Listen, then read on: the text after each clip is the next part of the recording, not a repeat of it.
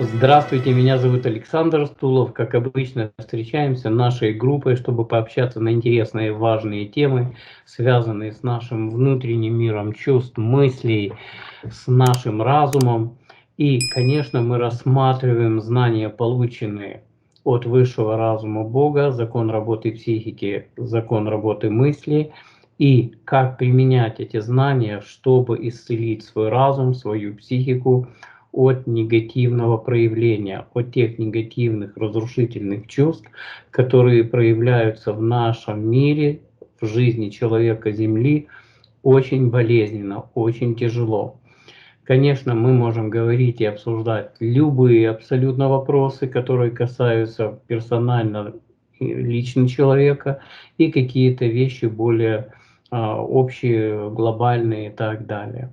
Сегодня у нас тема интересная, в той или иной степени мы уже об этом, конечно, говорили, потому что как бы у нас все идет по знаниям работы психики. Мы сегодня просто обозначим некоторые вещи, чтобы разбираться и понимать. Мы говорим о психике и психологии и так далее. И уже будем идти дальше, двигаться понемногу, расширять вот этот диапазон этой темы, чтобы раскрыть чем больше, тем лучше тонкостей. Давайте начнем, наверное, с самого такого простого, чтобы было понятно, ясно и легко, что по знаниям высшего разума Бога, работа психики – это знания, которые абсолютно новые, они не имеют никакого отношения к психологии, которая существует в современном мире человека Земли, но и есть моменты, где кое-какие вещи пересекаются, и стоит об этом говорить. Простыми словами, назовем так, что человек, чтобы было очень просто, так как человек фундаментально живет, осознавая физиологию как первичный источник реальности, значит, у человека все базируется на реальности физической. То есть мозг человека является главным инструментом, который отвечает за все виды проявления психики человека. Мозг – это как бы такой главный центр, куда стекаются все виды поступающей информации в человека и проявляются уже в зависимости от той или иной информации или от тех иных событий. Потому что информация может быть абсолютно любого вида. Так как человек сам по себе, вы должны понимать, что в мире людей есть несколько типов людей с эмоциональной своей базой, с миром чувств. Есть люди, у которых преобладает энергетический страх, есть люди, у кого преобладает и энергострах, и Божья душа, а есть люди, у которых нету разума.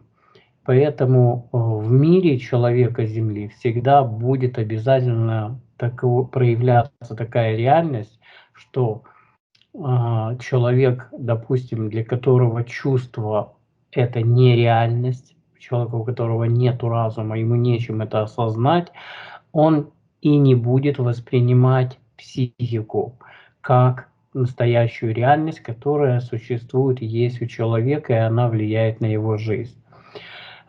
Есть психика, назовем ее так корректно, более простая, более легкая на уровне мысли и психика, которая есть в животно-растительном мире. Надо еще одну тонкость, наверное, добавлю, скажу, что сам разум человека Земли, вот на глобальном уровне, разум энергетического страха, это сильные чувства энергостраха многогранные, это творческая сила. Мы уже сегодня знаем, что чувство – это энергия творчества. И она воздействует, влияет на весь животно-растительный мир. И так как животно-растительный мир, да, он имеет энергию мысли жизни, то есть я живу, но чувство энергостраха, именно чувство человека энергостраха влияют. Поэтому так проявилось, что на Земле животный и растительный мир, он имеет свою психику, он имеет такие проявления, как болеть, скучать, страдать, депрессия есть в животном мире. Там разные вещи, которые проявились не потому, что так было заложено Создателем, потому что сама по себе мысль жизни – это абсолютная энергия жизни, она свободная всегда. А вот разум энергетического страха, он повлиял на весь животно-растительный мир и повлиял негативно, так как энергострах – это разрушительная сила, и поэтому в животном растительном мире есть очень много проявлений негатива. Но в этом мире, животном растительном, нет разума. Сейчас попробуем эту тему обсудить, чтобы было понятно. Дело в том, что душа – это многогранные, концентрированные чувства Бога, в которой тоже есть мысль жизни «я живу, я есть», и есть чувство либо любви к жизни, либо чувство энергетического страха. Сама по себе душа – это такая форма, она самодостаточная. То есть если человек живет, и его психика загружается через физиологию, глаза и уши, через весь наружный мир, то душа, к примеру, тоже влияет на человека, и она тоже может свою реальность проявлять. У человека смешаны эти две реальности, так как человек состоит в основном из физиологии и души, то вот эти две реальности, скажем так, перемешаны и влияют на человека. Как разобраться человеку, какая из этих реальностей в первую очередь важнее, как с одной и с другой реальностью себя вести. Чтобы в этом разобраться, конечно, необходимо познать закон работы психики. Здесь есть тонкость в чем? Сразу вывожу. Представьте себе, что психика, как она невидима, это, скажем так, это такой вид, который определяется на уровне, его связывают с мозгом, с деятельностью всей физической структуры, что там есть химическая лаборатория, физически там происходят какие-то процессы. И вот эти все процессы, которые проявляют определенную реальность, и мозг их перерабатывает и проявляет. То есть, допустим, человек может испытывать плохое настроение от того, что мозг переработал какую-то вещь. Допустим, на человека воздействовали извне, его обидели, ударили, унизили, что-то сделали. Мозг принял эту информацию болезненную, и у человека и проявилась реальность «я обижен». Это эмоция, это чувство, это психика человека. Или, допустим, человек живет, он счастлив, радуется и так далее, попадает в какую-то тяжелую ситуацию, и из этой ситуации он переживает такие уровни стресса и негатива, что его психика ломается. Как это выглядит? Человек был сильный, человек был уверенный, человек был раскрепощенный, и вдруг этот человек начинает жить чувствами. Я боюсь, я ничего не могу, я не верю в себя, я не верю в мир, что я что-то могу достичь в нем и так далее. Позитивное что-то. Это тоже психика, которая проявила реальность, потому что что-то произошло, переболел каким-то стрессом, каким-то негативным и так далее. И вот здесь происходит такая вещь, что человек принимает какую-то информацию, мозг обрабатывает и проявляет или адекватную, как говорят, реальность, либо нет. Допустим, человек, у которого нарушена психика, у него происходят какие-то процессы, связанные с его мозгом, и этот человек, к примеру, когда весь мир, допустим, наружно смеется, какой-то праздник, там, день рождения, или там свадьба, или мир, а у человека внутри, в его психике нарушение. Он плачет, он страдает, он, если это очень плохо, так он может и головой биться и так далее. То есть, значит, его реальность, которая не соответствует вот наружному миру, она, ее определят врачи, что человек болеет, потому что между наружным миром и его внутренним происходит дисгармония, дисбаланс и так далее. Но человек Земли изучает психику, чтобы вы это понимали, это очень важно. Он изучает с позиции интеллекта ума, мозга. Он хочет разобраться, как, потому что сама психология, ее основная функция – это изучение психики и возможность помогать на уровне психологии человеку, чтобы его психика была здоровой. Все. То есть очень просто, если сказать, психология – это такой вид, кто-то говорит научный, кто-то говорит это не научный. Здесь люди разделились на несколько веток. И вот так человек устроен. Психология – это мне надо научиться помогать людям, чтобы их психика была здорова. А так как наш мир несовершенен, здесь очень много негатива, то у людей, как часто люди говорят, вроде смеются, но на самом деле в этих словах есть глубокая доля истины, и это печально, что все люди на Земле в той или иной степени сумасшедшие. То есть в той или иной степени все люди на Земле имеют больную психику, потому что люди страдают, болеют и так далее. С этим понятно. В чем же теперь мы проведем параллель, связанную с законом психики, с законом работы психики, который раскрыл высший разум Бог и которую мы используем для нашего развития и исцеления души. Я ранее сказал, что душа – это самодостаточный такой организм, который имеет свой собственный источник реальности чувств. Человеку трудно с этим разобраться, особенно если его психика, в его психике заложено, кроме физиологии, ничего не существует настоящего. Но здесь сразу скажу, все зависит персонально от индивидуума человека, от его собственной психики. Поэтому эти форматы мировосприятия, они видоизменяются.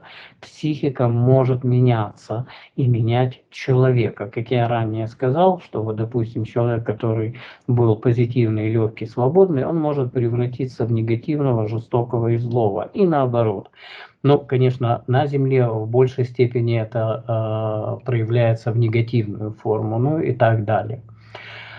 Теперь, чтобы разобраться, надо несколько вещей осознать, усвоить, без которых нельзя человеку по-настоящему помочь исцелить свою психику. То есть психология, в чем ее затруднение в современной психологии как науки, которая может назваться там медицинским таким знанием, которое помогает человеку исцелять психику.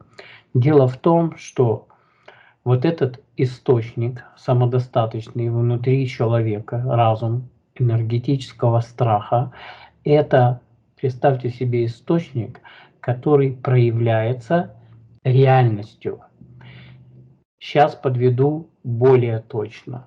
По знаниям закона психики, как раскрыл Бог нам этот инструмент, психика – это невидимый инструмент на уровне физического восприятия, то есть он не имеет отношения к физическому уму, интеллекту ума, значит, ни к науке, ни к опыту и так далее.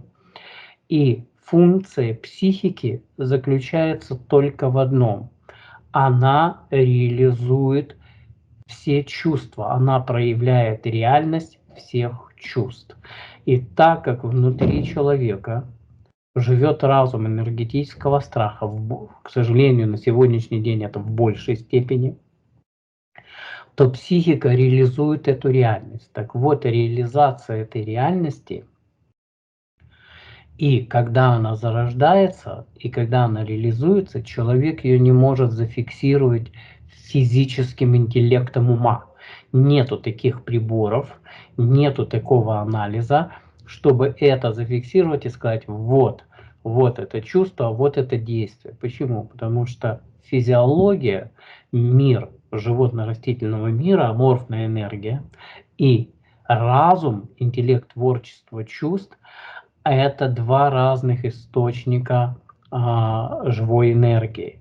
Человек, если он наделен энергетическим, скажем, разумом страха или Божьей души, он как бы живет двумя реальностями, и физической, и своей внутренней разума. Поэтому у людей, можно сказать так, у них как бы двойное там мировосприятие, как два этажа. Вот есть такой мир наружный, а есть внутренний. И человек живет.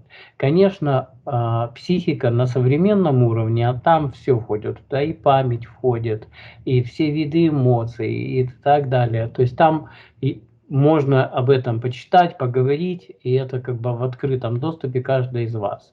Тонкость по знаниям закона работы психики. Человек, который для себя хочет разобраться и исцелить свою собственную психику, потому что психика, она, давайте покажу, это как невидимая энергия для физиологии, но это энергия, которая имеет множество ячеек, которая загружена различными чувствами разума человека, чувствами и мыслями. То есть сейчас увидим суть проблемы психики человека Земли. Так как у человека чувства и мысли не имеют достойную, правильную реальность восприятия, что это такая, что это энергия, что это реальная форма, потому что люди не знают, для них физиология всегда реальна, то эта реальность также проявляется по закону психики. Что это значит? Это значит, человеку, если дышит этим убеждением, что чувства и мысли это нереально, они не влияют на мою жизнь, важно только то, что я физически вижу, делаю и так далее, то психика ему проявляет, ты живешь только в этой реальности. И это будет фундаментально. Психика так устроена, она проявляет реальность, и человек 100% будет это осознавать. Для него это будет только так, а не иначе. И так как у человека чувства и мысли нереальны, но в психику все равно входят чувства и мысли. Если вы просто посмотрите, то люди живут, и их чувства и мысли хаосные. В сознании человека живут мысли, которые ужасно негативные, ужасно хаосные, а чувства безумные и негативные. И вот эти две формы негативных чувств и мыслей живут, человек живет этими чувствами и не осознает, как эта энергия влияет на его жизнь. Поэтому в нашем мире происходят те события, которые происходят, люди страдают, болеют. Больше того, если показать на персональном уровне, то когда включается психика и проявляют какие-то негативные чувства и мысли персонально человека, но человек от того, что в его сознании, в той же психике чувства и мысли нереальны, он не помнит момент и не осознал его, когда он родил, сотворил от своего разума, чувств и мыслей какую-то негативную форму. Когда же уже идет проявление, и человек кричит «караул», он говорит, что со мной происходит, почему этот мир несовершенен или чего хуже, почему Бог это допускает. На самом деле закон психики – это работа по психике, она отвечает за то, что разум, который имеет вот эту силу творчества, это очень важно понимать, что разум – это творческая сила. И она, мы можем посмотреть, как наш разум влияет на животно-растительный мир. И можем увидеть, что на Земле происходит от нашего земного человеческого разума, что животные болеют и страдают и так далее. Я уже не говорю про людей. И вот происходит, что человек живет, дышит вот этими чувствами и мыслями своего разума, энергетического страха, и проявляется всегда разрушение. И разобраться в этом, исцелить свою психику от этого, скажем так, саморазрушения невозможно без реальности высшего разума Бога. Сейчас мы поговорим, почему и как. Дело в том, что все люди, без исключения, ну, за исключением уже тех людей, которые сегодня вот мы, нашей группы, но я имею в виду психологи, психиатры и просто люди, которые интересуются духовностью, они изучают или познают возможность психологии, чтобы помочь своей психике быть здоровее, бодрее, счастливее от негативного источника энергостраха, от эмоциональной боли. Фундаментально чувство эмоциональной боли – это глубочайшее чувство от энергостраха, которое в мире человека осознается как сила любви, сила счастья и так далее. То есть произошло искажение. Это вид мутации. То есть человек живет силой разрушения, воспринимая эту силу разрушения за естественную норму и даже счастье в его жизни. Вот здесь тоже кроется такое подводное течение, скажем, можно назвать это тайна человека, его проблем, что человек вот этим чувством эмоциональной боли хочет себе помочь. Он от этого чувства изучает психологию, он от этого чувства помогает своей психике, и в конечном итоге, то есть если быть откровенным, какие-то определенные вещи будут, результат будет происходить. Допустим, у человека было нарушение в психике вот в этом, и вот он в какой-то степени избавился на 50, 60, 70% от какой-то проблемы. Но ни одна психология, которая есть в мире человека Земли, от опыта того же человека разума или интеллекта ума человека Земли не способна по-настоящему исцелить психику человека. Почему? Потому что психика, как ранее было сказано, это инструмент, который отвечает за реализацию всех чувств. Представьте себе, что разум, потому что Бог творит, создает разум, что разум, он имеет эту силу творчества. И если этот разум заболевает и становится формой разрушительной, негативной, как в нашем случае человека Земли, наш разум болеет энергетическим страхом. И психика начинает проявлять этому разуму его собственное саморазрушение. То есть психика не даст разуму, если он негативный, разрушительный, выйти на уровень и стать, и быть свободным. В космосе, во Вселенной, на Земле, на планете, в каких-то других мирах и так далее. То есть этот разум будет всегда саморазрушаться. И вот здесь происходит то, что мы уже знаем. Многие тысячелетия живет цивилизация человека Земли, развивается, изучает, своим умом дошла до того, что мысль материальна и реальна и так далее, но при этом все равно происходят разрушительные процессы. Человек не исцелился от источника саморазрушения, от того негатива, которым он дышит внутри себя. И вот здесь на помощь пришел высший разум Бог. Что это такое? Чтобы психика правильно сработала, и человек мог исцелить сам себя, включая свой разум и психику, это взаимосвязано, мы уже это понимаем. Человеку необходимо, первое, это осознать реальность чувств и мыслей как самую важную реальность, энергию, которая влияет на разумную жизнь человека. Чувства всегда первичны, мысли это вторичны. И чувство Бога, жизнь в жизни, или любовь к жизни, чувство любви к жизни без угрозы жизни.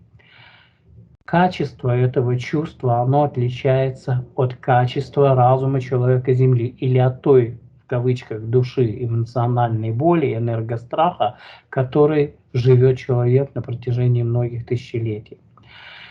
Сила чувства творчества любви Бога – это уникальное чувство со своим особым качеством, которое не имеет ни боли, ни страха, ни каких-то видов разрушительных негативных чувств, мести, зависти, ревности и так далее. Когда это чувство входит в психику человека, то впервые у человека появляется процесс растворения тех негативных чувств, энергостраха в любви, в энергии Бога. До этого момента человек всегда себе помогал только чувствами эмоциональной боли, энергетического страха, значит. И поэтому он всегда, извините за выражение, топтался на одном месте. То есть, да, происходил технический прогресс, да, человек технически создавал там то-то, то-то, то-то, но внутри человек оставался тем же самым человеком с разумом энергетического страха. За исключением того, что проявилось нарушение, что в конечном итоге стали появляться люди без разума, без души. Это то самое нарушение, которое в свое время проявилось от группки лам, то есть это буддийская ветка, которая, это не имеет отношения к буддистам на глобальном уровне, это маленькая группка лам, которая создала от своего творчества реальность, что чувства не нужны для жизни, что достаточно только мысль жизни, и этого достаточно. От этого нарушения вот такой вид человека проявился, человек без души. То есть это уже за гранью физиологии, это даже за гранью современной там психологии и так далее. Поэтому подвожу итог. Первое. Чтобы помочь человеку самому себе исцелить психику, необходимо осознание реальности чувств.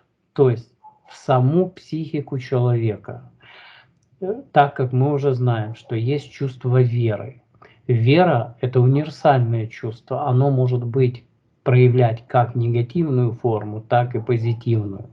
То есть психике абсолютно все равно, какие чувства, от какого источника войдут внутрь человека, такое и будет проявление. Когда человек будет исцелять свою психику, то вот этот момент, когда заходит в психику и проявляется, он просто становится очень коротким, быстрым, и человек всегда будет это видеть и легко осознавать. От того, что в человеке, в его, скажем так, в его сознании, в его мозге, в его разуме живет страх, кодовая ложь, эмоциональная боль, а от этого хаос и, скажем так, неправильная реальность чувств и мыслей, то человек не видит, не осознает своего собственного творчества, от которого он создает все беды в своей собственной жизни. То есть это та самая закономерность той слепоты или того безумия, которое преследует человека, и человек ищет, как освободиться от этих трудностей через физиологию, изучая мозг, изучая наружный мир и так далее. Как только человек осознает реальность чувств как первичную разумную силу, и в саму психику человека зайдет это чувство с правильной верой, от чувства любви к жизни. То есть если человек это будет делать, он это будет осознавать не для того, чтобы болью жить, страхом безысходности, а для того, чтобы узнать чувство любви к жизни Бога «Я есть всегда». И когда это чувство зайдет внутрь человека и проявится, с этого момента начнет происходить правильный процесс исцеления разума и исцеления психики самого человека. То есть каждый из нас, каждый человек, душа, становится персонально творцом, целителем своей собственной души, своего разума, того самого источника творческой силы чувств, который он имеет внутри себя. Все, это как бы та самая норма, которую мы осознали, признав или осознав закон работы психики. Потому что все чувства человека Земли, весь его опыт основан на энергострахе и на эмоциональной боли. И когда эти чувства заходят внутрь психики, они обязательно будут проявлять реальность разрушения, реальность негативную, болезненную и так далее. Поэтому другого варианта или другой возможности человеку Земли по-настоящему осознать, познать психику не с позиции, ну, скажем так, религии, с позиции медицины, а с позиции, что психика – это просто инструмент, механизм, который создан высшим разумом Богом для того, чтобы разум, сам разум, в момент, когда он заболел, чтобы он мог сам себя исцелить. Все, другого варианта не существует. Конечно, высший разум, Бог помогает. Да, Он изучил наш разум, да, потому что те чувства глубокие в коде ДНК, опять код ДНК – это не физическое понятие, а разум – это энергия самодостаточная, такая реальность, в которой есть код ДНК, но назовем это так, сконцентрированные чувства негативного опыта наших предков. В эти концентрированные чувства входят абсолютно все чувства. Эмоциональная боль, кодовая ложь, ревность, месть, зависть и так далее.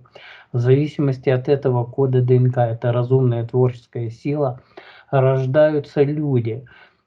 И уже от этого источника чувств, помимо того, что есть еще источник физический, это тоже восприятие, это тоже чувство. Так произошло, что человек вложил свои чувства в физиологию, и поэтому идет обмен энергии. Но вот этот разум, коды ДНК влияет, и он является основным источником разума всего человечества Земли. Поэтому рождается человек, к примеру, да, наружно прекрасная семья, там хорошие родители. Ну, я имею в виду с позиции того, что есть на среднестатистическом уровне то-то, то-то, то-то, ухаживают, чистота, культура и так далее.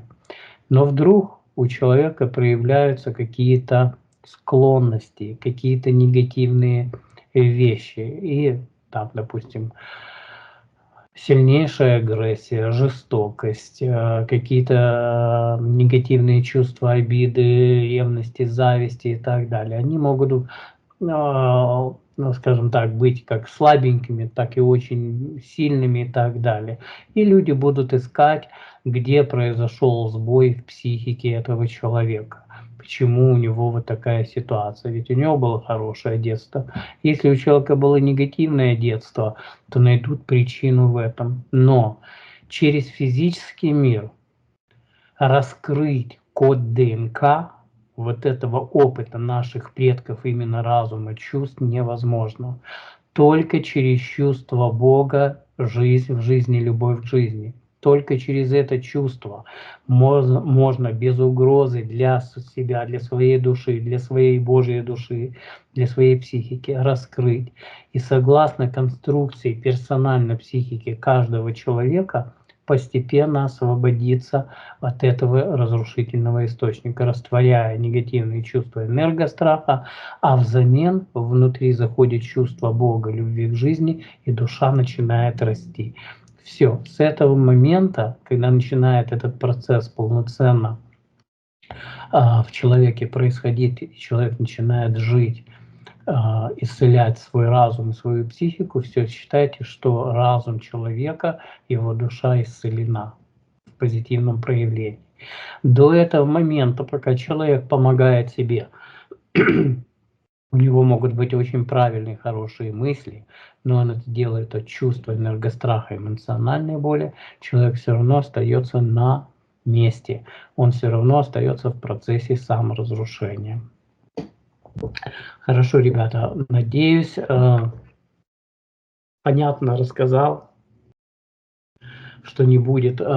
Важно, чтобы люди, которые смотрели, могли это осознать. Почему? Потому что люди подошли к такому развитию с разумом, что они осознают, что есть эмоции, что они влияют, но люди не знают настоящего источника чувств, именно разума души. Это особый источник, он не имеет отношения к физиологии. То есть он может, если человек разберется и осознает реальность чувств, что это та реальность, которая, ну скажем так, для разума она первична, она первичнее всего, она первичней информации, памяти, физиологии, глаз, ушей, всего мира восприятия физическим телом, она все равно первична, потому что она является разумной формой, силой творчества. Как только человек разберется, осознает это, все, значит человек нашел ключ к помощи своей собственной психике, помощи своему собственному разуму. До этого момента человек, конечно, будет биться головой, извините за выражение, об стенку, искать какие-то возможности, но будет все равно жить в таком проявлении постоянного саморазрушения, каких-то негативных проявлений и так далее. Хорошо, ребятки, давайте пообщаемся, может у кого-то будут какие-то вопросы. Что-то я еще хотел рассказать, но вылетела мысль, проявляю, потом придет, мы поговорим. Хорошо, у матросов есть вопросы или нет? Да. Анжела, с удовольствием тебя послушаем. Поднимайте ручки, да. Как комментарий, вот просто осознаю все больше и больше, так как чувство – это единственная реальность, которая не связана с физиологией, а мысли, эмоции связаны с физиологией, то любая психология основывается только на физиологии, так как они не рассматривают чувства. И на этом уровне они помогают людям, и вот так получается, что люди ходят, могут ходить так всю жизнь, потому что корень они не находят, и получается, это помощь совсем временная. Сами психологи ходят к другим психологам, потому что им самим нужна помощь. Да, здесь именно происходит по той причине, что у человека нету правильной проявленной реальности чувств, как источника жизни, поэтому как источника разумной жизни. Поэтому человек, у него так получилось от того, что он вкладывал в чувства, в материальный физический мир, у него получилось так, что он воспринимает физиологию как действительно чувство, как источник чувств. И это не липа, это не фейк, это я хочу сказать, что люди, которые доказывают эту реальность, это реальность ихней психики. И они правы, потому что они как бы это чувствуют, для них это фундаментально, и другого быть не может. Но эти люди не выходят за грань саморазрушения. Они всегда будут страдать, болеть и разрушаться. Здесь заключается суть в том, чтобы узнать источник, раскрыть для себя личный источник реальности чувств, потом источник реальности мысли, это закон работы психики и мысли, потом для себя открыть реальность, когда проявится реальность чувства, открыть для себя реальность чувства любви к жизни Бога. Это уникальная форма чувств. И уже с этого момента у человека получается, как бы появился ключ или возможность к собственной психике.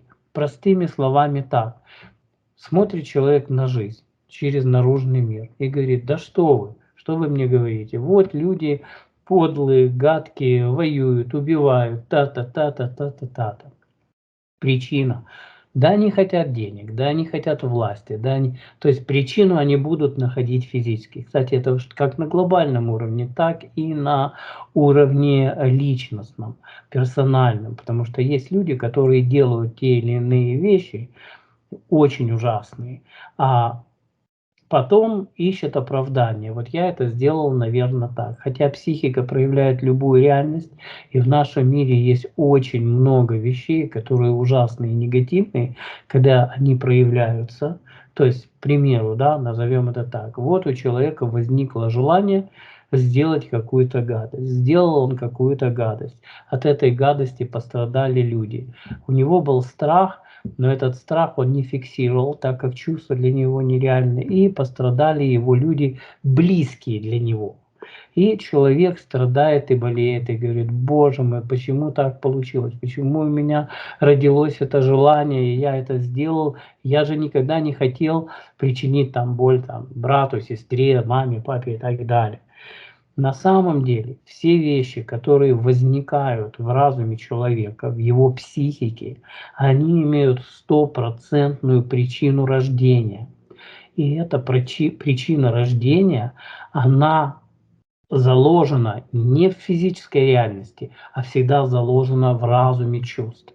Но человек видит искаженно, он видит через призму кодовой лжи, что это происходит от физической реальности, от нашего, скажем, своим умом, интеллектом ума видит. И никак не может дойти до собственного разума чувств. Нечем. Закон психики, или эта информация, которую дал высший разум Бог, она именно открывает, дает возможность, чтобы в саму психику человека, в которой никогда раньше не было реальности Бога, была реальность религий, духовных течений, то есть той же эмоциональной боли и страха, которая говорила: там когда-то что-то будет хорошее, верь и придешь туда. Это тоже вид психологии, психики, который проявляется различными родами саморазрушения и так далее. Поэтому в нашем мире столько религий, столько богов и так далее. Эти религии воюют, убивают, и каждая хочет по-своему доказывать свою правоту чувством мести войны. Все, это тоже энергетический страх. Но если человек для себя откроет реальность чувств и зайдет в вот это чувство Бога, любви, все, у него начнет происходить процесс исцеления, освобождения от этого источника кода ДНК. Вот от тех чувств, которые влияют на всю жизнь разумного человека. Хочу, чтобы люди осознавали, включая нас, включая людей, которые будут смотреть, что разобраться в психике может любой разумный человек, у кого есть чувства. И если человек осознает эту реальность чувств правильно, на том правильном уровне, через свою веру, как показывает высший разум Бог, значит, у человека есть эта возможность. Все, другого на самом деле ничего не существует. Люди, которые не имеют разума, эти люди, им нечем осознать работу психики. То есть они будут видеть только на уровне физического мира. Так как физический мир, наше физическое тело также имеет чувства, но физические. Это как раз те чувства, которые, скажем так, 100% связаны с мозгом человека. Это разные два источника. Поэтому человек иногда может раздваиваться. Ну, к примеру, да, человек говорит: ой, мне нравится... Давайте приведу на таком банальном примере, но очень распространенном в мире отношений человека Земли, мужчина и женщина.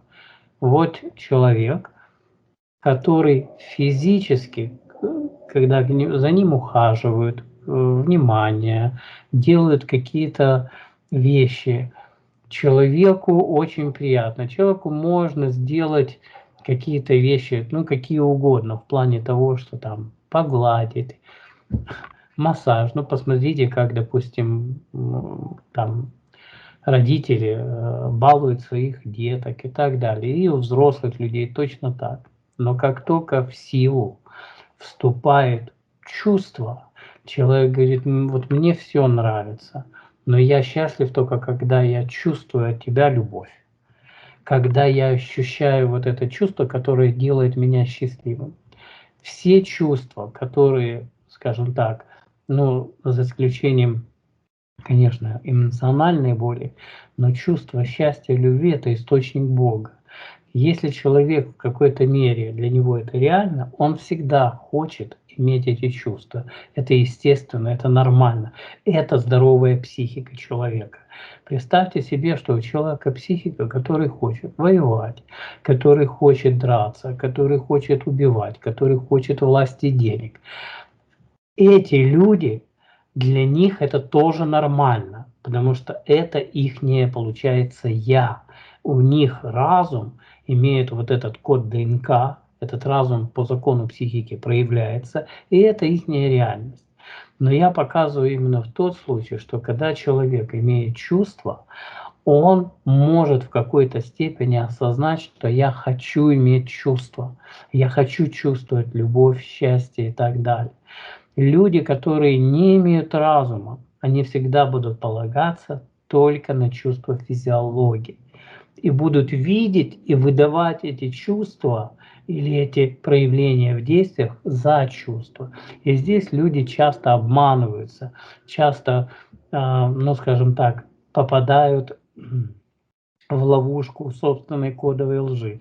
Допустим, кто-то показывает, публичный человек, который показывает эффект своего счастья с салютом, с цветами, с криками, с песнями, а другой человек, допустим, сидит в окошечко, в телевизор смотрит и говорит, вот человек счастлив, вот он живет, а я вот несчастлив. Проблема оказывается не в том, что у этого человека есть вот эти все проявления, фейерверки, а то, что заложено внутри разума человека. Если бы это человек, который сидит дома, жалеет себя, болеет эмоциональной болью, если бы он познал закон психики, если бы он отказался, отсоединил свою Божью душу от энергостраха, и у него появилось чувство любви к жизни, то на интимном, глубоком уровне он испытал бы необыкновенные чувства любви к жизни, которые по реальности,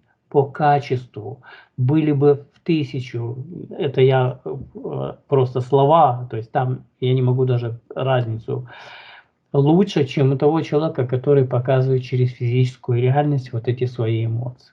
Потому что то фейк, то не настоящее, то иллюзия, а вот то, что в разуме человека проявляется через мир реальности и чувств, это настоящее. К сожалению, у человека внутри разума настоящее сегодня – это энергострах и эмоциональная боль с кодовой ложью.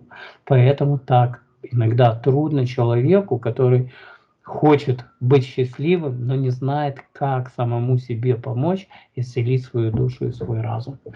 Да, но суть мы все уловили, мы это знаем 100%, но, конечно, есть тонкости. Каждый человек, который будет с этим сталкиваться, он для себя будет что-то открывать персональное, личное, на интимном, глубоком уровне.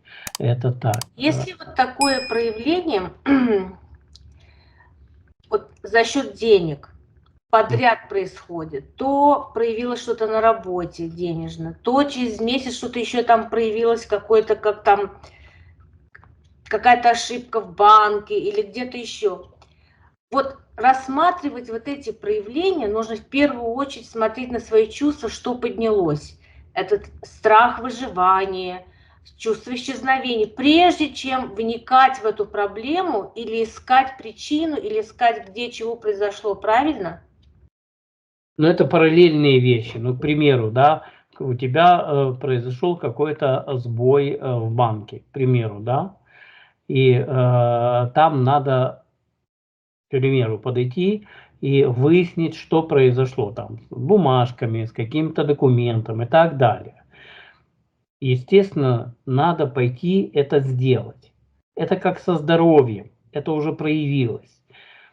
Потом ты начинаешь разбираться с своими чувствами. Как это делается? Любое проявление, которое происходит в нашей жизни на физическом уровне, это всегда следствие нашего разума. Даже если это чистая физиология, но проявилось оно согласно конструкции моей психики, это значит и моих мыслей, чувств и мыслей, значит, я должен с этим разобраться, потому что моя, скажем так, реакция, которую я уже знаю, и мое осознание реальности чувств и мыслей позволяет мне найти первопричину, источник этой проблемы. То есть, к примеру, да, ну давайте такой возьмем фактор, допустим, когда в любой отрасли земного человечества, вот куда ни посмотришь, как в банке, как у инженера, у конструктора, в торговле, в религии, везде есть такое понятие – человеческий фактор. Ну, что-то сделал, что забыл, или что-то сделал, не знаю, так получилось. Человеческий фактор. Нажал кнопочку не ту, человеческий фактор. На самом деле в разумной жизни не бывает ничего просто так. Просто не бывает. Сам по себе разум, чувства и мысли, они покрывают всю реальность человека Земли. Другое дело, что человек не видит, для него чувства и мысли нереальны, а значит, у человека не будет зрения увидеть первоисточник тех или иных проявлений, неважно, негативных или позитивных. Просто не будет, нечем будет видимо. То есть, допустим, как я раньше показывал, что у человека в жизни, допустим, проявляется чувство влюбленности. Он летает. Он говорит, это потому что вот в этот момент я поехал на Гавайи, и моя любовь тоже туда поехала, и мы там встретились. То есть наше счастье – это благодаря тому, что мы встретились на островах. Это не так. Причина того, что проявилось это чувство любви, и люди как-то соединились, это психика этих людей, это их разум, который через психику повлиял и проявил. Другое дело, они не видят, где произошло это зарождение и как эта психика проявила, потому что для них это нереально. Поэтому они видят через преломление физиологии. То же самое с деньгами. Есть какая-то проблема. Конечно, ты идешь, решаешь эту проблему, но ты идешь вглубь себя по закону психики, делаешь ментальные упражнения, чтобы причина твоего страха, к примеру, выживания, там страх денег, страх выживания, чтобы она открылась, ты увидела, и вот этих сюрпризов не было. Потому что то, что проявилось, это и есть доказательство, что где-то ты чувствами и мыслями дышала и думала о проблеме. Все, и оно проявилось. Но так как это, к примеру, было там год назад, и ты не помнишь конкретно этого момента, потому что в этот момент ты была занята чем-то другим, а не чувствами и мыслями. То есть там друг семьи рассказывал историю страшную там про какого-то человека, как его банк его обманул, и у него там такие проблемы получили, что ужас. То есть в этот момент, когда ты слушал эту информацию, она зашла внутрь тебя, ты этот страх заглотила, оно пошло в твою психику, но так как это не физическая реальность, а просто разговор, чувства и мысли, ты пошла жить дальше. Когда это прошло через твою психику, когда ты об этом отпустила, страхом не держишь, тебе проявилась какая-то реальность. И у чувств нету времени. Психика может проявлять реальность вне времени. То есть, если вот В идеальном варианте постепенно это будет очень быстро, но у людей психика может проявлять такие закрытые чувства, коды ДНК, которые, допустим, у человека чувство зашло, а проявится через 5-10 лет, когда он отпустит это и так далее. Неважно, хорошее или плохое, не имеет значения. Вот так оно работает. Но ты правильно говоришь, посмотрела, пошла, решила эту проблему, потому что ты параллельно решаешь. Если, конечно, у тебя есть возможность сначала почиститься, потому что это страх, чтобы не идти страхом решать эти вопросы. И потом живешь дальше, двигаешься и так далее. Всегда, всегда проявление не просто так. Это Да, так. Саша, вот такие именно выводы себе я сделала, потому что как я пошла именно от чувств. Я даже их не чувствовала, я потом уже осознала. Сначала пошло такое, что как бы узнать, что, но потом я почувствовала, это было какое-то недоверие, что тебя могут обмануть, или там целая куча. Я думала, почему я сразу не почистилась, а потом, наверное, было бы очень легко все это проверить и все сделать. Но вот я теперь отпускаю мысль, что именно так и буду делать. Ну, чтобы вот так просто, если посмотреть на самом вот таком уровне, я часто привожу пример, когда, если посмотреть на чувства и мысли, когда, допустим, живет семья, есть маленькие детки, и, допустим, как в обычной семье, и моменты, когда дети радуются, бегают, смеются, а есть моменты, когда дети обижаются, когда ревнуют, когда плачут, когда какие-то желания не сбываются. И вот представьте себе, что вот эта психика ребенка, почему говорят, что психика ребенка неустойчива, если по большому счету, что это значит? Это значит, внутри психики человека может зайти любая информация, вообще любая. То есть, так как, ну, в большей степени, конечно, от родителей зависит, потому что дети доверяют своим родителям, такая схема тоже по закону психики работает. Но представьте себе, что вот с маленького возраста в психику ребенка заходят различные чувства от энергостраха. Какой-то обиды, какого-то человек занят, не досмотрели, что-то не прочувствовали, не поняли и так далее. Вот эти чувства заходят в психику. Ребенок приходит, к примеру, говорит: так, папа с мамой меня обижают в школе. Там, или ты знаешь, там, я чувствую, что меня не любит учительница. Или я так чувствую. Вот эти все проявления – это психика этого ребенка. Это то, что вошло внутрь его психики с негативными чувствами, как и энергостраха, и уже потом проявляется. Поэтому в зависимости, как бы современная психология говорит, да, надо только любить детей, надо давать только позитивные эмоции. Тогда этот человек формируется, его психика становится сильной, позитивной в хорошем смысле, и этот человек уже фундаментально хорошо стоит на ногах, его ничего не сломает и так далее. Хотя это по большому счету все относительно, но в этом есть смысл. Но самое главное, что если внутрь человека, и маленького, и большого, в его психику заходит чувство Бога, любовь к жизни, то от этого чувства можно избавиться от любого чувства энергостраха. Это самое важное. Это то, что человеку даже и не снилось. То, что человек говорит, ну это же нормально, что мы все живем. Ну да, мы иногда ругаемся, болеем, ненавидим, любим, ревнуем. Все.